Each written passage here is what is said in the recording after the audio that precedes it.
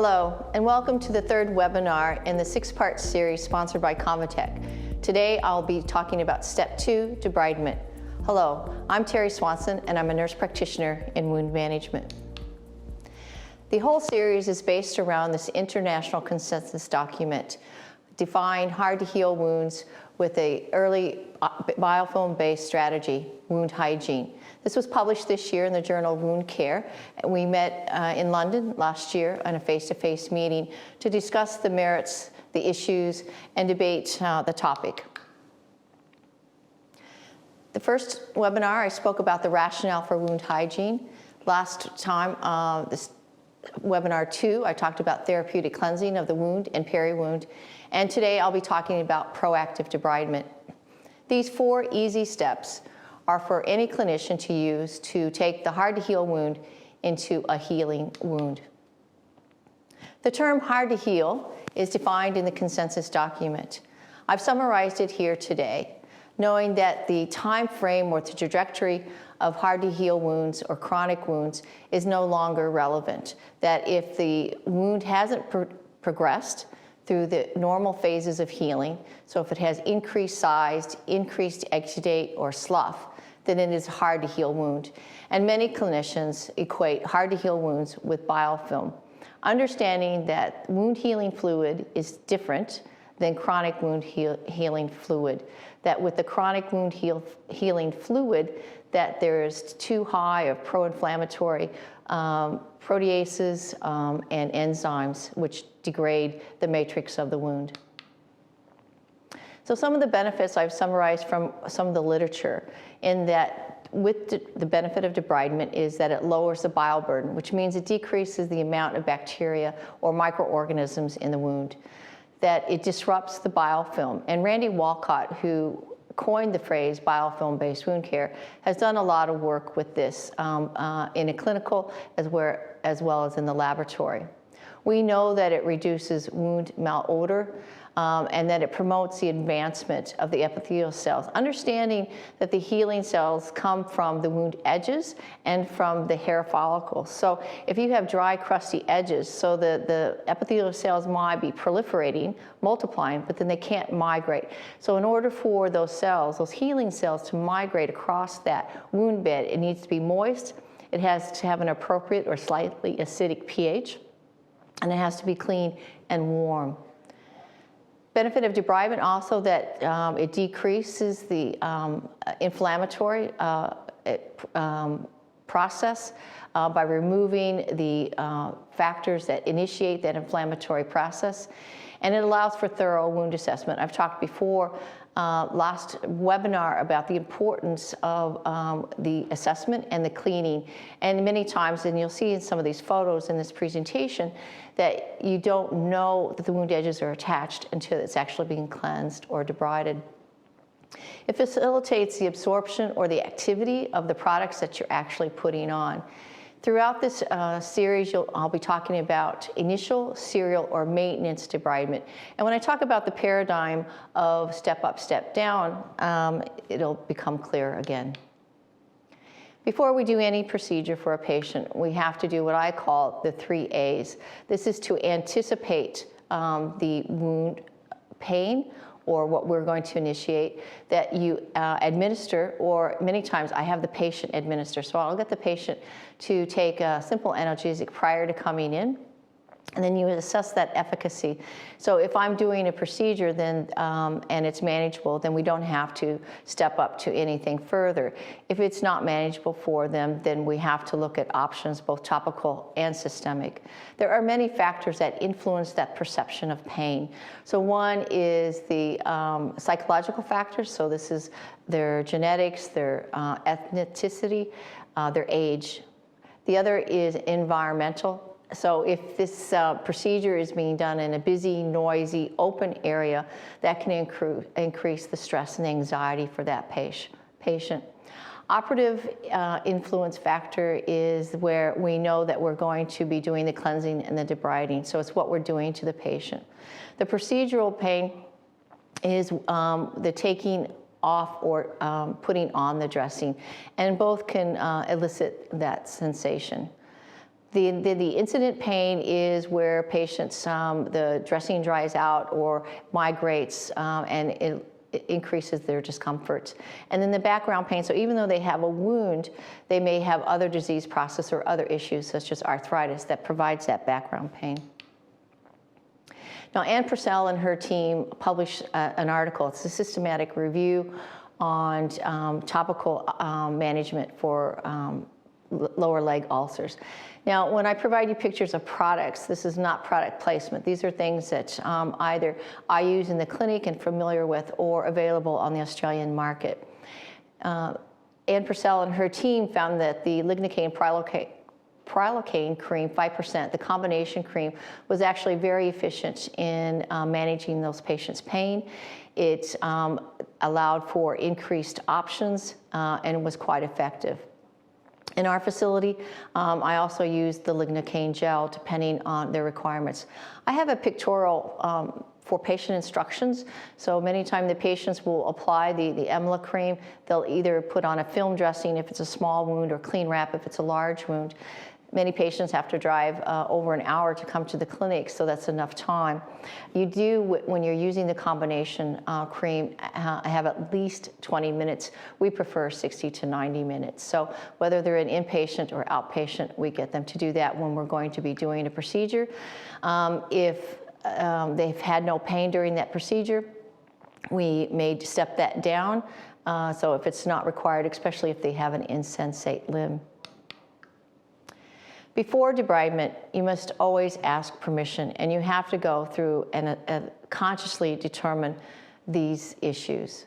So the goal of therapy or the determination of healability. Now, this photo is actually of a gentleman who has fungating cancers on his abdomen and chest.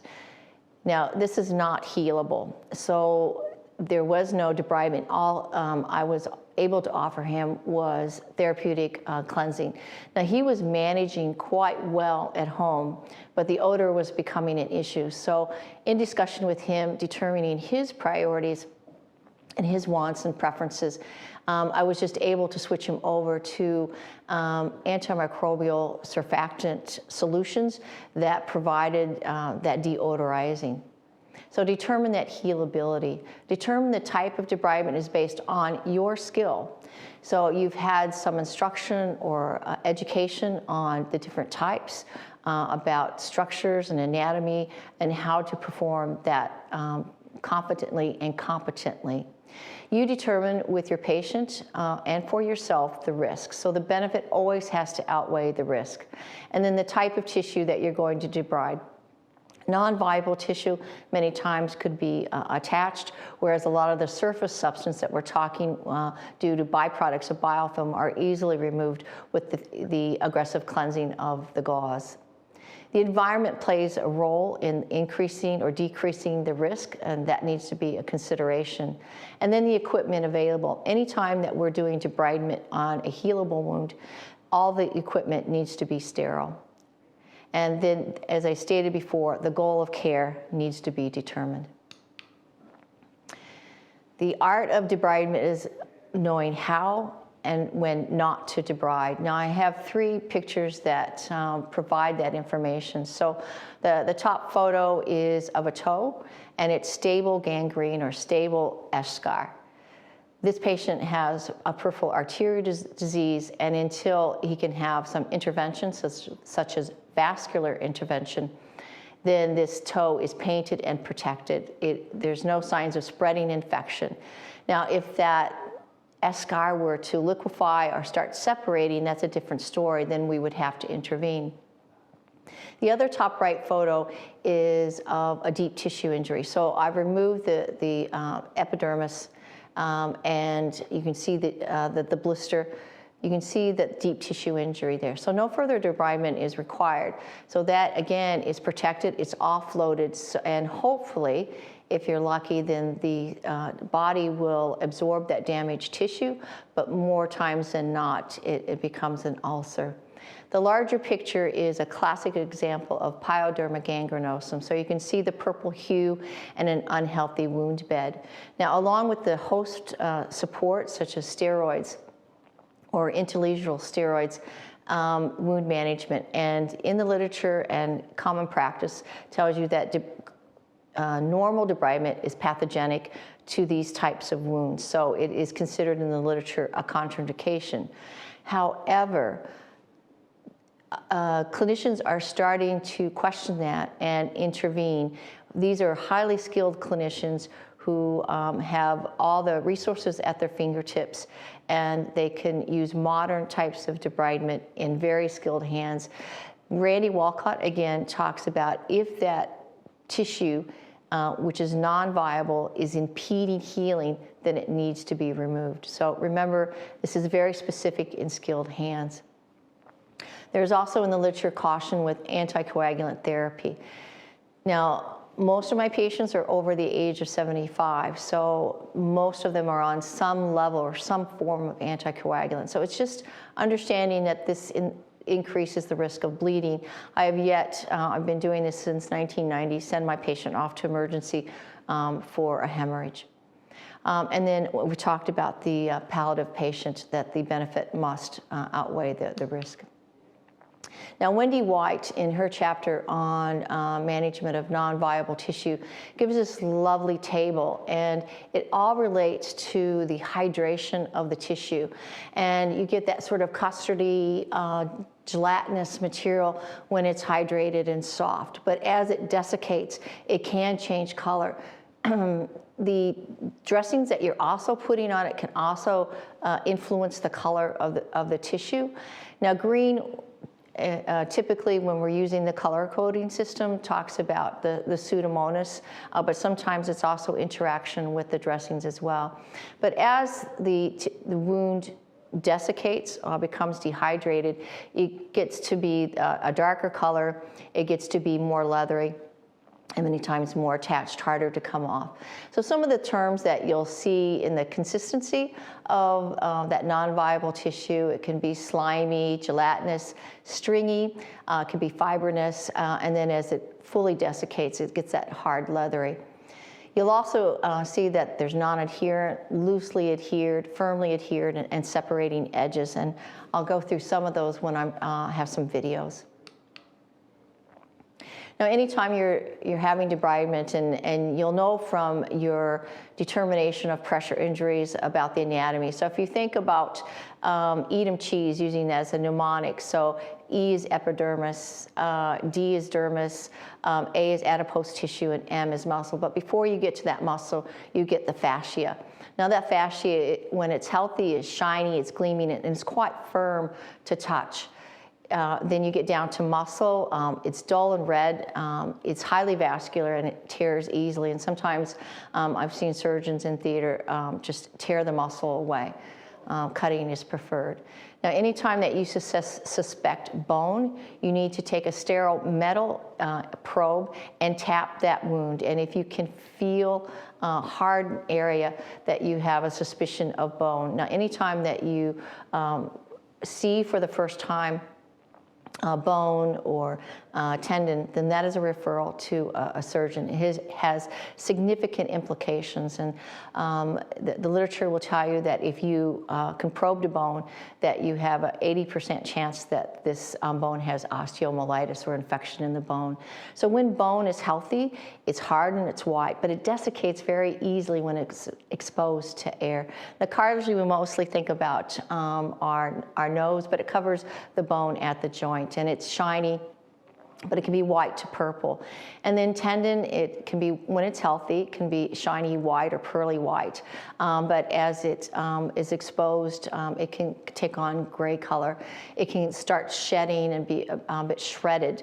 Again, if it becomes too moist, too much moisture on the tendon, it can liquefy and you'll lose it. Or if it desiccates and snaps and retracts, and you also lose it. So that's why anytime that you have a tendon, so you can get the patient to move. As you see in this photo, it's a hand with exposed tendon. Many times they're on their feet. You get them to dorsal flex and extend. And if that moves, then you know that's a tendon and not slough. Now, I've been using this picture for a while, and is this a good example of what we should be doing? So Those of you who are who are district nursing or community nurses understand this scenario far better than I do. But the nurse is bent way over, and she has a simple waterproof on the carpet, and the dressing tray on the floor. So in Australia, our recommendations is that the dressing tray not be put on the floor, and it needs to be on a hard plastic surface or a solid surface that you can wipe down. I've used the simple dressing change, and it doesn't take much fluid to go right through that waterproof.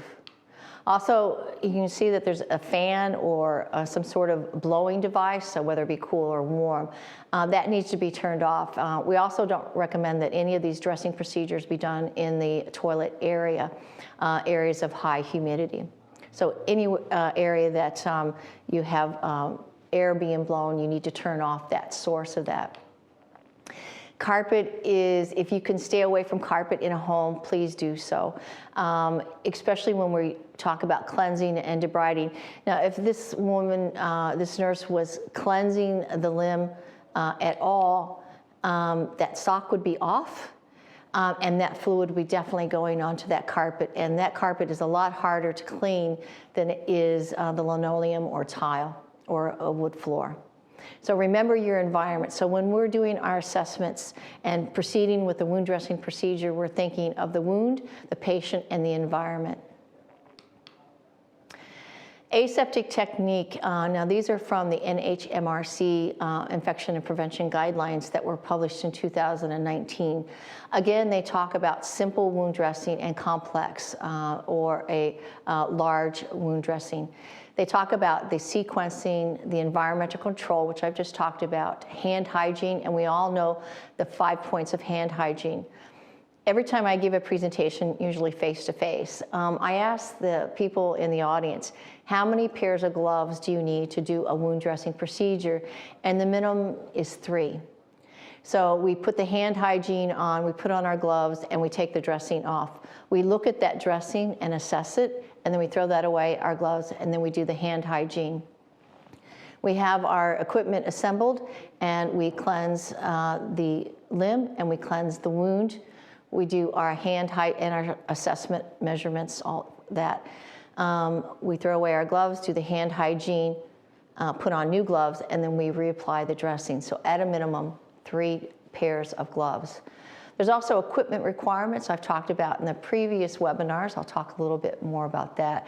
And the personal protection equipment required.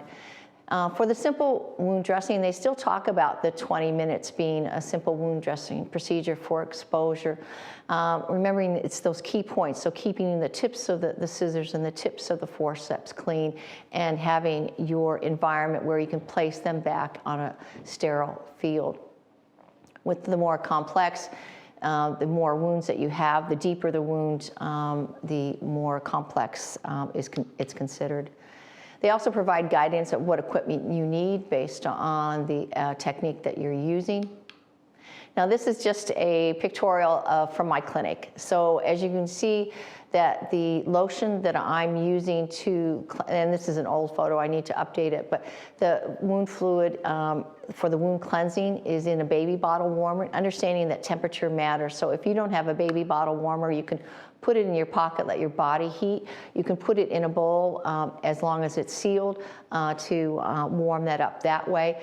Do not put it in the microwave. Now, you have a complex dressing tray for your more complex wounds, and then you have a simple dressing tray. Now, if you're doing any debridement, you will also need to add sterile scissors to that simple dressing tray. And many times those plastic forceps are ineffective for picking up tissue. They're good if you're going to use that to scrape some of that surface substance off, but more than that, you'll have to have a tooth forceps. The gloves depend on the complexity of your dressing. I have a bowl also for, I didn't have the face washers here, but and the skin solution to cleansing. And if I'm using a simple dressing tray, I also need to waterproof the area that I'm working, so there's a little bluey there. And the toughie is to clean the surface of wherever I'm putting my equipment. So these are the types of debridement, and I will be going through each individual one. So I'll be going through surgical, conservative sharp wound debridement, dressing or autolytic debridement, and you'll see various terms. This is how Wendy White put it in her chapter in her book on wound management for the advanced clinician. Mechanical, biological or biosurgical, and chemical or enzymatic debridement. So surgical is very clear cut. It's usually done in the theater setting or procedural clinic. Very skilled clinicians. You have the most controlled environment there is. With all of these debridement types, you're going to cleanse the surrounding skin as well as the wound. The wound is probed for depth and any foreign material. Remember, anytime that you're doing a dressing procedure, you're looking for complications, you're looking for the reasons why it hasn't healed up to now, and you're also always looking for a differential diagnosis. What else could it be? The difference between surgical debridement and the other debridements is that it may include the margins of viable tissue. So they may cut down till where it bleeds to healthy tissue, and therefore it's non-selective, where the other types of debridement do not. Conservative sharp wound debridement is what I do on a daily basis, and so do my colleagues who specialize in wound management. But I'll go through some of the other types if you don't have this level of skill that you can do. Now I'm showing you here, this is surface substance, so this is not strongly attached. It is a gelatinous material. It's not yellow, it's red, and it forms in between his dressings each time, every time he comes back to the clinic. So I'm using a curette, which is a ringed sharp instrument, and I'm gently stroking and with technique to get that off. It's not causing him any pain. I don't have the audio on, but he's fine with this. It's not eliciting any pain in him. For the video, I'm only showing you that I'm doing half of the wound due to time factor, but you can see that gelatinous material has come off easily. That needs to come off before you put your dressing on. The other photo is showing on a plantar surface of a wound, so that callus needs to be removed, and that's done with tension, putting tension on that area, and then using a scalpel. And this is what your podiatrists do every single day. I also use a scalpel as well. The size and the type of the scalpel is based on personal preference and also the tissue that you're taking off. Autolytic debridement, it was within everyone's scope of practice, and this is, you'll find in the literature, the list of type of dressing products that facilitate that. So hydrogels rehydrate the wound, the non-viable tissue. And alginogel is an alginate gel with two enzymes that help that desloughing and debridement. There's a whole debate amongst clinicians and in the literature about the terms desloughing and debridement. Hydrocolloids are used for small areas, and the patient needs to have adequate neutrophils in order for this to occur. Hypertonic saline uses sort of an osmotic activity, pulling that fluid from underneath the tissue to form a rinsing, hydrating that tissue, and desiccating the bacteria or biofilm. The gelling fibers are your alginates and your hydrofibers, and they sequester, so they pull in the microbes and the tissue into the dressing. Honey, again, through sort of an osmotic activity, honey will deodorize, it debrides as well as antimicrobial. Your codexamer iodine is iodine, a slow release, and a codexamer in a starch base. So it's slow release. It is antimicrobial, but it also has that desloughing properties. And then you have your surfactants, which again sort of separate the tissue. Now with this wound, you could use all of those dressings. It's using the modern dressings to interact with the wound environment and the body's natural enzymes. But I would certainly get my scissors out and cut those necrotic wound edges if it were healable, and it was. So this is talking about mechanical debridement. So this is a video. This is the before showing a wound using low frequency ultrasound debridement. This requires the equipment for one. It requires the knowledge and education on how to do that. Now, this is just for demonstration purposes, and Kate Hurst, my clinical nurse consultant in the clinic, is showing sort of the dispersal or the aerosolization that can occur with that equipment as well. So this is what you get afterwards. And at the top photo, you can see that there's various colors. So you can see some desiccated tissue. You can see some gelatinous substance, but you can also see those capillary beds coming through. And then in the clean edge, you can actually tell now that this is on a healing trajectory based on those pearly wound edges. And so this is serial. You can also do mechanical through moistened gauze. And so anybody has that capability to do that. And when I'm washing the limb, I usually have my antimicrobial pack or soak on the wound, and then I use that to initiate the start of the debridement and debridement pads as well. So this is biosurgical or biological, using larvae from specific type of flies. Now the larvae are used in a laboratory. They are sterile larvae. In the third photo showing the dressing, this is how it's contained, and it still allows the larvae to breathe. They can drown. They're not recommended on plantar surfaces because you squish them. So you can kill the larvae inadvertently, but you can show how well, and there is really good research to show that the larvae are very good for biofilm as well. So the chemical, in Australia, we don't have a true enzymatic, but what we do have is antiseptics and surfactants that provide that chemical desloughing and debridement. Now this wound, you can see this is a large abdominal wound. So this required serial debridement. So the patient was taken to theater. I followed up with weekly low frequency ultrasound debridement and had negative pressure wound therapy. So the serial debridement allowed the wound environment to improve so that healing can occur. Remember, there is post-debridement care. So that is cleansing again with your antiseptic and then applying your antimicrobial dressing to prevent that biofilm from reforming and to manage that bioburden within the wound for your hard to heal. Remember that we're always talking about, in these series, hard to heal wounds. So this is a paradigm proposed by an expert panel on biofilm, published in 2017, on the step up, step down philosophy. So it's triaging your patients when they come into your service. And so by being quite aggressive in the debridement, really investing in the early phases of that wounding so that you can alter and improve the wound environment so you can get the healing expeditiously, not eventually.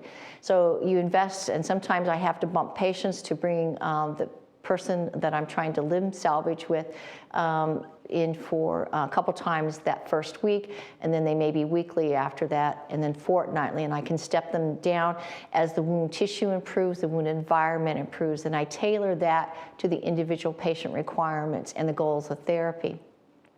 Remembering that with any wound, you have to have that holistic assessment, and you tailor to those individual requirements. Within the 4 weeks, if you have healing, you can step them down. You may not have to use the antimicrobials. If it's still, the wound tissue has improved, but still not healing as fast as you want, you may step up the patient to skin grafting, your negative pressure therapy, or your other skin replacements. So there's lots of option. This was published before the wound hygiene, and I think the wound hygiene concept encapsulates this very well for the everyday clinician. Now, I hear this often that I don't have time, and certainly when you're talking about primary care nursing, when the nurses tell me that they may have 15 minutes from where to go to do this. The conflicts of time, conflicts of other things in trying to do a wound dressing procedure, this is just a list of what you have to do one dressing procedure for one patient. So you have to determine and obtain the equipment. You have to wipe it down and clean it. You have to determine the most appropriate aseptic technique that helps you decide what equipment you need. You clean the trolley, you remove the dressing, you do your 5 moments of hand hygiene, you do therapeutic wound and limb cleansing, then you do debridement, you do your post-debridement care, you do your patient and wound assessment after you've cleaned it and debrided it. You evaluate. So anytime that you're doing a wound dressing procedure, it is your responsibility, no matter who you are, what level of care or skill, if you're doing that wound dressing procedure, you need to determine, is this improved, is this deteriorated, or is it unchanged, and if any changes are required in the treatment management. And you do that in conjunction with the patient. So how do I know if it's improved? Well, hopefully your documentation will tell you. So if you've had 30% granulation tissue last week, according to the notes, and you have 60% granulation tissue this time, then what you're doing is working. If it's reversed, that you had 60% last week and you only have 30%, then you need to up the ante on what you're doing. So is that more frequent changes, is it more aggressive debridement, or type of dressing product? So you have to determine that with your patient or with conjunction with the team. You have to marry that with the patient goals. The documentation, we all know we're getting more and more documentation, and sometimes you feel like you're duplicating that information, but you need that circle of communication to be there so that anyone who approaches that patient has that information at hand. And then you have appropriate storage of that equipment or the products. So the reasons to therapeutically cleanse and proactively debride are summarized here.